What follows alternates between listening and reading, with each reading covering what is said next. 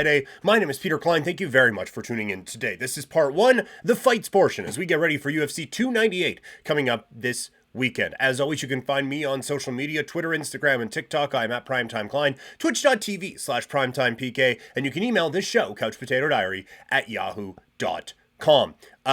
So like I said, coming up on the show today, just a breakdown of all the key fights here on UFC 298, everything from the main card, plus, as we talked about before, some of the fights I'm watching for on the undercard as well. If you like this video, literally do that. Click the like button, subscribe to the channel. You can also subscribe in podcast form as well. And when you do that, make sure you leave a review. All right, I am fired up for this fight card. Let's start our breakdown for UFC 298.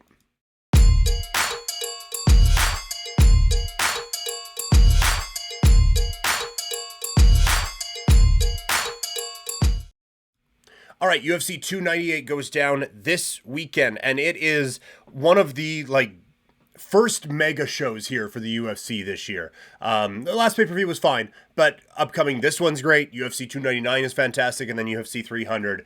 Still don't have a main event for that thing yet, but we are still expecting this to be a pretty fun show. So, but this one today, or this one coming up on Saturday, is going to be a whole lot of fun, I think. And we start, I said before, we've done a few of these previews. If you're new here, welcome. And for fight weeks, I really like to go all out. This week, with it being so close to the Super Bowl, things were a little condensed, but we are generally go through the storylines of the week and some of the key fighters to watch. And we'll start with one of our key fighters to watch as Miranda Maverick goes up against Andrea KGB Lee in the women's flyweight division. Lee is 35 years old, 5'7" with a 69.5-inch reach, born in the always popular Atlanta, Texas, training at Gladiators Academy and Elite Combat Academy. She is 13-8 for her MMA career with 3 wins by knockout, 5 by submission, also 1 submission loss and 7 decision losses in her MMA career. Coming off of a unanimous decision loss against Natalia Silva at UFC 292, she has lost 3 in a row, all of those by decision, and has lost 6 of her last 8. The 2 wins in there, she does have stoppage victories in. She's been in the UFC since 2018, 5-6 in the Ultimate Fighting Championship. To say she's streaky would be a bit of an understatement. She's won 3 in a row, then lost 3 in a row, then won 2 in a row, then lost 3 in a row. The former LFA women's flyweight champion hasn't been stopped since her 6th pro fight in 2016. She's been a pro since 2014, where she won her professional debut by Dr. Stoppage in 10 seconds. Going up against Miranda Maverick, 26 years old, 5'3" with a 65-inch reach, born in Tunas, Missouri, training at Team Elevation. She's 12-5 with 1 win by knockout, 7 wins by submission, and 5 decision losses. Her last bout, UFC 291, a submission win over Priscilla Cachoeira. She's won 3 of her last 4, finishing 2. Maverick has been in the UFC since 2020. She's 5-3, also an Invicta alumni, 6-2 in Invicta, and a pro since 2016 with the rank of BJJ black belt. And Maverick is someone who I find a little bit intriguing, actually. I think that this is someone in the women's flyweight division who can really make a bit of noise here. Going up against Andrea Lee, who it feels like if this is a loss, it might be it for her in the UFC. And maybe you go this one and then another one against someone who doesn't have a Wikipedia page. And if you drop that one, then it might be time to go. But it might be time anyway. So Lee seems to be fighting for her job. Going up against Miranda Maverick, who mentioned in their BJJ black belt, she has had success in a lot of different spots. And it feels like things are coming together a little bit. She's won 3 of her last 4. The losses, we went over it. A couple of episodes ago. It's Macy Barber, Jazz Jastovicius, and someone else whose name isn't immediately coming to me, but still, it's quality opponents. Now, KGB Lee is at one point certainly a quality opponent, but I expect Miranda Maverick to come in here and really put on a bit of a show, and I think this is going to be a bit of a reminder of, hey, this is still a talented fighter here, and someone we mentioned in the breakdown there, just 26 years old. I think there's a lot of potential, but it feels like she's kind of been passed by, and I think that's going to be one of the keys here for this show and for the next few. There's a big spotlight on the Ultimate Fighting Championship right now, just based off of UFC 300 coming up. UFC 299 is stacked. This one, you have a guy who's in the pound-for-pound top 5 coming into this one, so he's going to be, I think, a real important fixture as well in Alex Volkanovski in bringing a big spotlight here. And so there are some fighters who I think need to take advantage of this spotlight and try to fight their way into getting this attention. And I think Miranda Maverick could be one of those. Another one who desperately needs it, I think, is Mackenzie Dern, as she goes up against Amanda Lemos in the women's strawweight division. Lemos is 36 years old, born in Brazil, 5'4", with a 65-inch reach, training at the Marajo Brothers team. Apologies if I butchered that entirely. 13-3. With one draw in there as well. 8 wins by knockout, 3 by submission, and 1 loss each by KO, submission, and decision. That decision came in her last bout, a title fight against Zhang Wei Li, where she lost at UFC 292, ending a 2-fight winning streak where she had finished both fights. She's won 7 of her last 9, stopping 5 of them. The 2 losses, Zhang Wei Li, Jessica Andrade.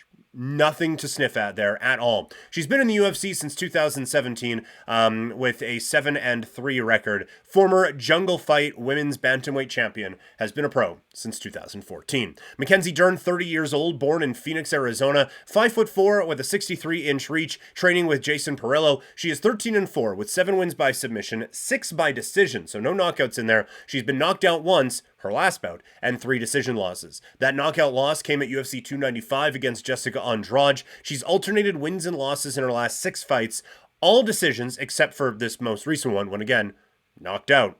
Last submission win back in 2021. She's been in the UFC since 2018 now. 8-4 is the record in the Ultimate Proving Ground. Also, the former LFA champion has been a pro since 2016. Before that, winning the Abu Dhabi World Championship for grappling. So her game plan is very clear. Take this to the mat and try to get a submission.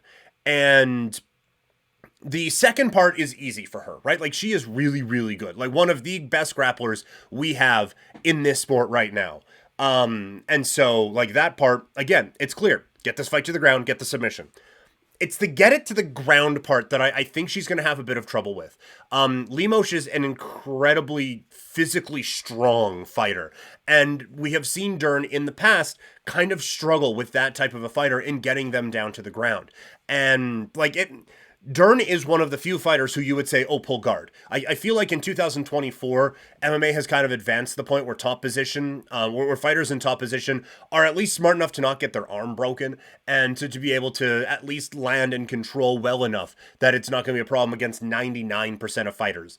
Dern is the 1% though on the ground. She is going to need to get this fight to the ground. I don't think she will. I am out on the Mackenzie Dern hype train. I have sold all the stocks. I have moved the house off of Mackenzie Dern Island. I don't think she is it. And I think Amanda Lemos kind of exposes that here coming up this weekend. So I think Lemos ends up getting a win here over Mackenzie Dern. I need to see it a couple of times before I can start to take Mackenzie Dern seriously in this sort of a fight. And look, again, the grappling is absolutely there. We just haven't seen enough advancements in any of the other parts of her game to make you feel like that this is someone who could really come away with a win in this type of a bout.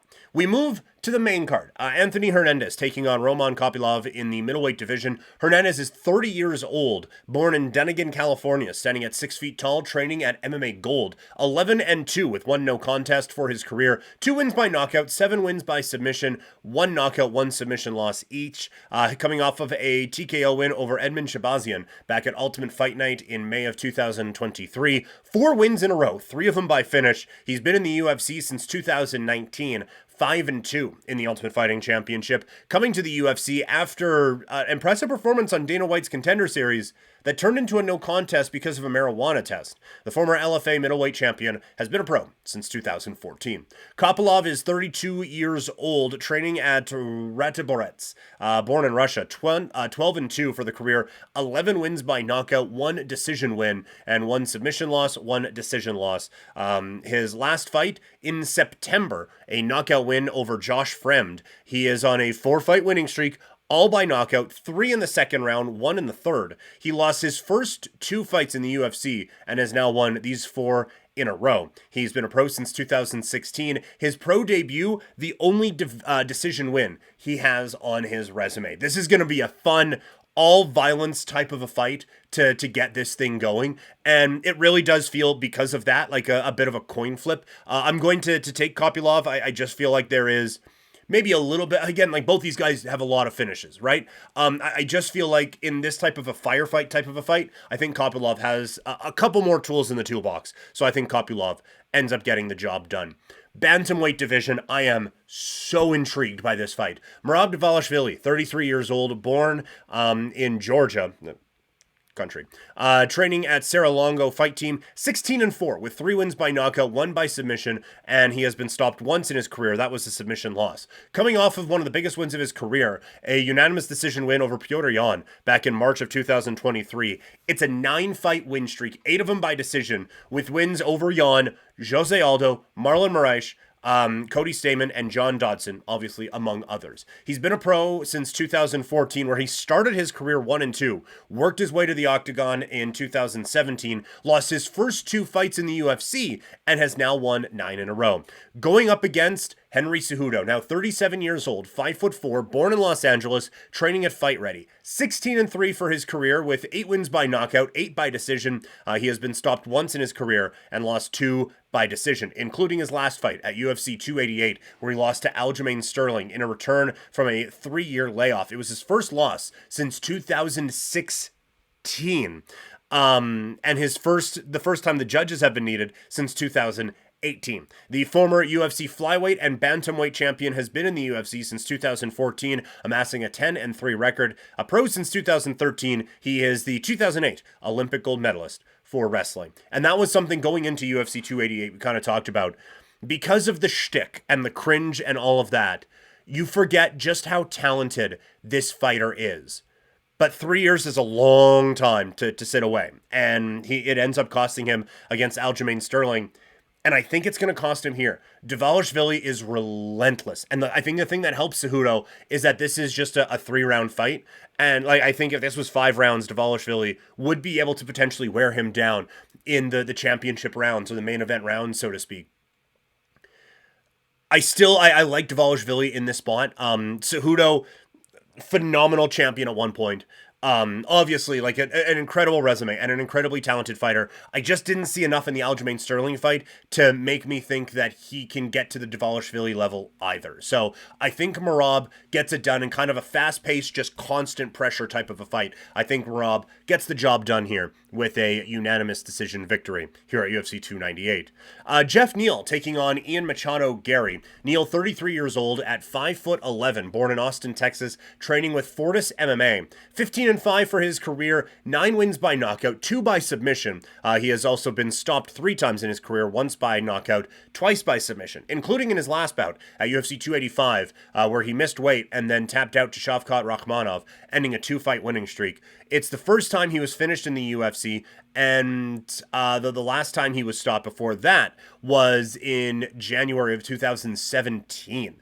He's 2-3 in his last 5, has been in the UFC since 2018 after a time on the Dana White's Contender Series, 7-3 in the Ultimate Fighting Championship. He's been a pro since 2012. Going up against Gary, 26 years old, at 6'3", born in Portmanock, I think, Ireland, training at Shootabox Diego Lima. 13 wins, 13 fights, 7 wins by knockout, 1 by submission. He has also won a few by unanimous decision, including his last bout at UFC 292 against Neil Magny, putting him 3-0 in 2023, 6 wins in the UFC, 3 by knockout, 3 by decision, 2 first-round finishes, and he is the former Cage Warriors welterweight champion. We have talked about Gary at length on this show at times, that there is a bit of Wish.com, Conor McGregor there, the way he tries to act, the shtick that he tries to put out there, but there's no questioning he is a talented fighter. The question is, how talented? Because he beat up Neil Magny, no question, but there was still more to be taken there, and for a fighter who we think needs to take another step here in the welterweight division, there was a chance to really do that and really make a statement against Magny, and he simply didn't do enough. Now he goes up against Jeff Neal, who I think is a bit of a tougher test here in 2024, but still, coming off of a submission loss, more losses than wins in his last 5, this should be a bout for Gary to come out and pick up a win. The challenge for Gary how impressive can you look now? Can you go out and really put your stamp on this fight and on the welterweight division? That's what I want to see. But I think Gary at least gets the job done with a victory coming up on Saturday night. All right, time now for the co-main event of the evening. In the middleweight division, it's Robert Whittaker taking on Paulo Costa. Whittaker is 33 years old, at 6 feet tall, born in Auckland, New Zealand, training at PMA Super Martial Arts. 24-7 for his career, 9 wins by knockout, another 4 by submission. He has been stopped 4 times in his career, once by submission, 3 times by knockout, including his last fight at UFC 290, a knockout loss against Dricus du Plessis. He has lost twice in his last 3 bouts, but those losses, DDP and Israel Adesanya. He hasn't finished an opponent since 2017 against Jacare. The former interim middleweight UFC champion has been with the promotion since 2012 with a record of 15-5 following a win on the Tough Smashes welterweight tournament. He's been a pro since 2009. Going up against Costa, 32 years old, born in Brazil, training at Fight Ready. He stands at 6 feet tall with a record of 14-2, 11 wins by knockout, 1 more by submission. He has been stopped just once in his career. He is coming off of a win in his last fight at UFC 278, so it's been a minute as he goes up against Luke Rockhold, a unanimous decision win there. That ended a 2-fight losing streak. There has been a lot of inactivity for Costa. That was his only fight. That UFC 278 fight was his only fight in 2022. He didn't fight in 2023. Had 1 fight in 21, 1 fight in 20, 1 fight in 19, 1 fight in 18. He hasn't finished opponent since 18. He made his UFC debut in 2017, 6-2, with 4 wins by knockout and the last 2 by decision. He's been a pro since 2012. Unless Robert Whittaker has fully just lost it, this should be a win for him. The issue is he had a bit of trouble with the size of DDP in his last bout. Paulo Costa is also bigger than Robert Whittaker. Costa is someone who could fight at 205 pounds, while Whittaker, we just mentioned, he won the Tough Smashes middleweight tournament. So it's kind of a meeting in the middle of where these two guys could also fight. And so if Costa is able to effectively use that size, then this could be a really difficult fight for Robert Whittaker. I still think at 33 years old with 31 pro fights, it's like he's not super old, but it's some hard miles on there.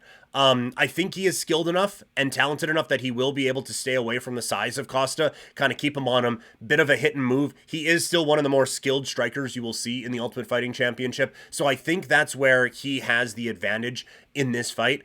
And I think he does end up getting the job done here. But if Costa is able to kind of dictate how this fight goes and use that size to his advantage, this could be a really, really difficult fight for Robert Whittaker. That stat that I read out, hasn't finished an opponent since 2017 against Jacare. That one really surprised me because you think of Robert Whittaker as like this big, talented, scary, skilled striker.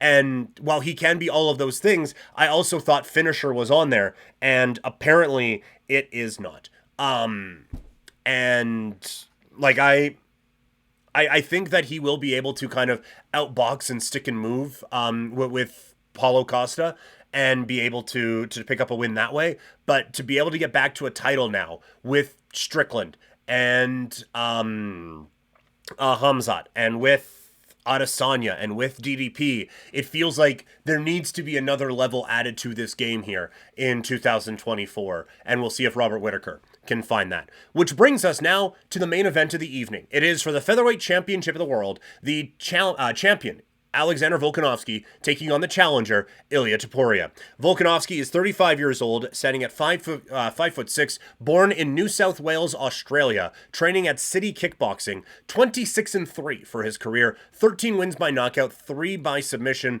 2 knockout losses and 1 decision loss. His last bout, UFC 294, he took on Islam Makhachev and lost to Islam Makhachev. It was the second loss versus Makhachev. He has never lost at 145 pounds. His only losses at 170 pounds and 155. 5 UFC featherweight title defenses, second most in the history of the division in the Ultimate Fighting Championship. He had a 22-fight winning streak snapped when he lost to Makhachev at UFC 284. 6 of his last 9 fights have needed the judges, 13-2 in the UFC. He started his pro career as a welterweight in 2012. Going up against Topuria, 27 years old at 5'8", born in Halle, Westfalen, Germany. I'm probably saying that wrong, and I apologize. Training at Klein Club. 14 fights, 14 wins, 12 stoppages, 4 by knockout, 8 by submission. So that leaves, 2 for decision. One of those is the last fight against Josh Emmett at the UFC on ABC in June of 2023. First decision win since 2020. 6-0 in the UFC, 3 wins by knockout, 1 by submission, and then another couple by decision. 9 first-round finishes in his MMA career. He has also fought for Brave CF and Cage Warriors, and he's been a pro since 2015. He is all the rage, in the featherweight division right now. A lot of excitement about this particular prospect, saying that he is the next one here at 145 pounds. The issue is the current one at 145 pounds is the second best fighter on the planet, and on a good day might be the pound for pound king right now in the sport of mixed martial arts. That's how good Volkanovski is. And yes, the last fight was a real downer for him, losing by head kick knockout in the first round. But he has said, going into that fight, it wasn't a full training camp. He took it on short notice. He had been drinking like the week before he took the fight and tried to get into fight shape, and that's no way to go about fighting the pound for pound king in mixed martial arts right now. If Volkanovski is at his best, he wins this fight. However, that is kind of that's based on a couple of things. One, that is assuming Volkanovski is at his best. And the only reason, the only thing we have to believe that he isn't is getting head kick knocked out. But we have seen time and time again in this sport, sometimes when everything is going right and you're riding that roller coaster and it is 22 fights, sometimes it can come crashing down once it stops. It's tough to get that momentum going again. Now, he did pick up a win over Yair Rodriguez after a split decision loss against Makhachev that I thought he won, personally. But coming off of that loss, he bounces back, gets the win over Yair. But this last fight was different. That was a stamp that Makhachev put on him. And you can use all the excuses that you want, but still, at, 34 to 35 years old for Volkanovski, 35 years old for Volkanovski, it's tough to get that thing going again.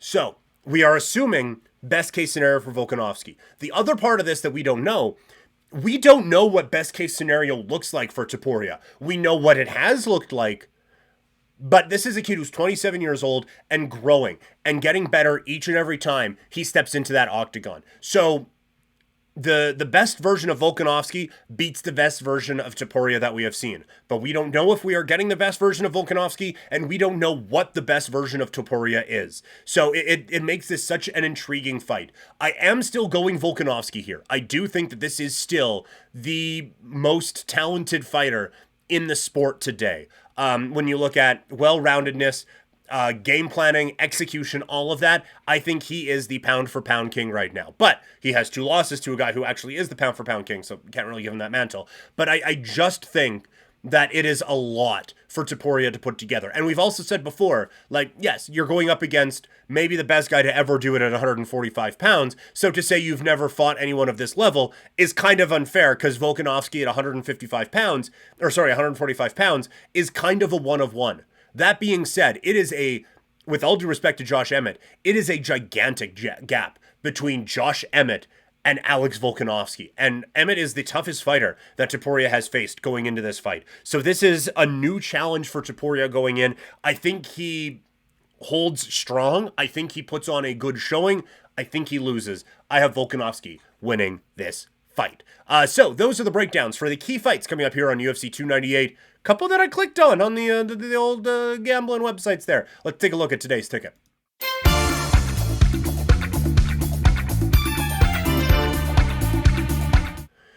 Nothing great for underdog plays on this particular card. Just a couple of favorites that don't have the biggest of odds that we're going to go with. Amanda Lemos at minus 135. I thought that was going to be an underdog play against Mackenzie Dern, but enough people are thinking like me that Lemos gets the job done there. So I like Lemos minus 135. And then Volkanovski to win in the main event, minus 120. That's the way I'm going there. Also, just, for tracking purposes, whatever, 3 hockey games on the, 3, there we go, on the board tonight. It is, well, there's only 1 tonight and then 2 tomorrow. Carolina, minus a goal and a half against the Arizona Coyotes. Boston, minus a goal and a half tomorrow against the LA Kings. And the Detroit Red Wings, just to win straight up, plus 111 against the Calgary Flames. So that is today's ticket. And that's today's show. Thank you so much for tuning in for this breakdown of UFC 298. Have some weekend plans, so I won't be watching the fights live. We will see, hopefully get some kind of a UFC breakdown show coming up either Sunday or Monday, just depending on when I'll be able to get to that. But we will be reacting to it at some point. And then next Friday, it'll be the fights to make coming out of UFC 298. We'll also have a Elimination Chamber preview to get to, so that's going to be a whole lot of fun there. If you're looking for the football portion of Fights in Football Friday, that's coming up a matter of moments. By the time you're listening to this or watching this, that will probably already be up on this very channel. So make sure you subscribe, whether you're listening in podcast form or on YouTube. Make sure you like this video, subscribe to the channel. If you're listening in podcast form, leave a review. That stuff helps me out a ton. Find me on social media at Primetime Klein, Twitter, Instagram, and TikTok. You can also find me twitch.tv/primetimepk. Thank you guys so much. Talk to y'all later. I'm out.